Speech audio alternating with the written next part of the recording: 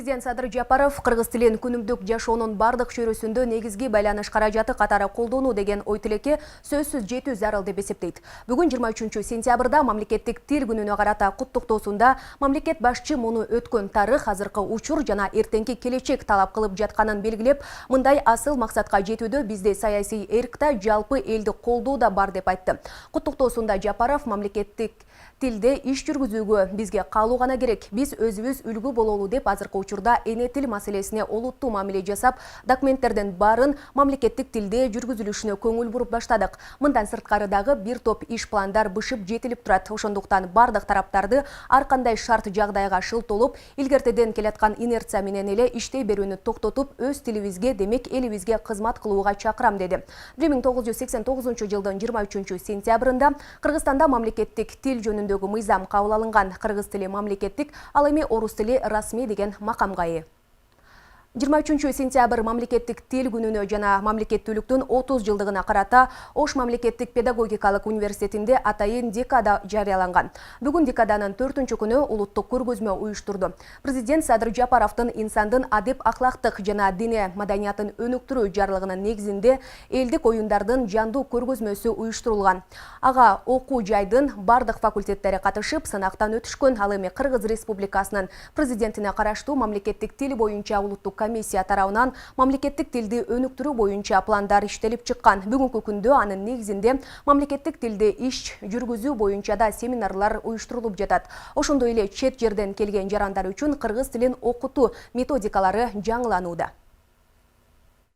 Бана сүйлөмсүзгөн үйрөтүп отурбайлы, дароо сүйлөшүү тили менен баштоо. Тажрыйба артып, мыкты ыкмалар иштеп чыкты.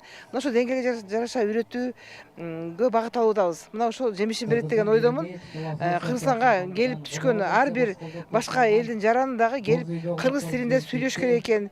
Баягы тилин билсең анын дилин билесиң дегендей, тилин үйрөнүшүм керек экен деген сезимге биз алып барышыбыз керек. Ошонун үстүндө иштеп атабыз. Кечээ ушул дагы эле декаданын алкагында 2 күн мамлекеттик тилде иш жүргүзүү боюнча семинар өттү. Семинарда ушул окуу жайдын жаш окутуучулары же болбосо мамлекеттик тилде иш жүргүзгөн, иш кагаздары менен иштеген адистердин баары катышышты. Семинардын 1-күнүндө орфографиялык эрежелер же болбосо кыргыз тилинде жазуу сөздөрдү туура жазуу боюнча семинар болду. Кайсы сөздөрдү туура, кандай сөздөрдү туура жазыш керек, же болбосо кепте көп кетирилип аткан каталарды оңдоо максатында 1-күнү семинардын мазмунун ошого арнадык. Борбор калаада 6-чы дүйнөлүк эпостор фестивалю өтүүдө. Анын алкагында илимий теориялык симпозиум болуп, анда айтуучулук, манасчылык өнөрүн өнүктүрүү жана коомго жайылтуу маселелери каралып талкууланды. Иш-чаранын башкы максаты дүйнөдөгү алдыңкы эпос таануучуларды чогултуп, биргеликте айтуучулук өнөрдү кийинки урпакка өткөрүү маселесин көздөйт.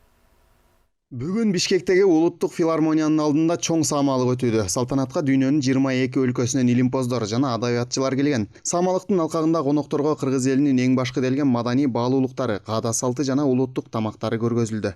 Биз ошо эпосторду кантип келечектеги буундарга төгүлтпөй, чачылтпай жеткирип бере алабыз.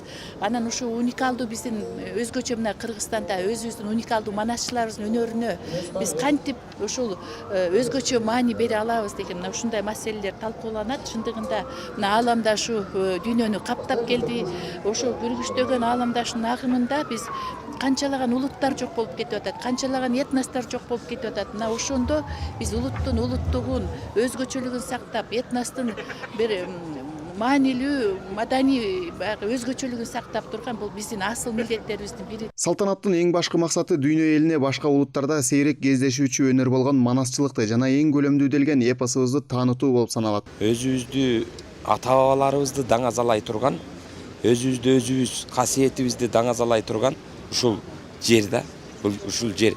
Анткени биз бул жерде манасыбыздын кереметин, айтуучулуктун кереметин, анан биздин байыркы эл экенибизди айтып даңазалай турган жер мына ушул болуп атат. Мындайды колдон келсе мындан дагы чоң деңгээлде, колдон келсе дайыма жыл сайын өткөрүп турса жакшы болмок.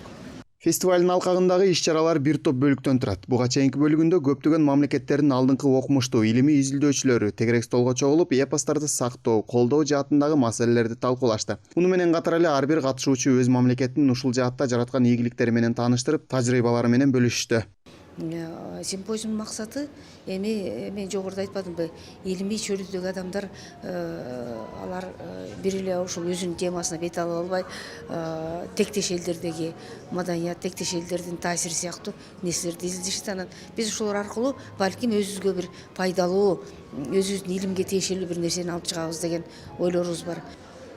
Бауырлас елдердің бір-біріне тығыз қатынасын орнатуға, мәдениетін біріктіріп ұйыстыруға үлкен жеміс береді. Мәселенки біздің тарихи тұлғаларымыз бар. Айталық Есім хан, қазақ пен қырғызды ортақ билеген үлкен хан.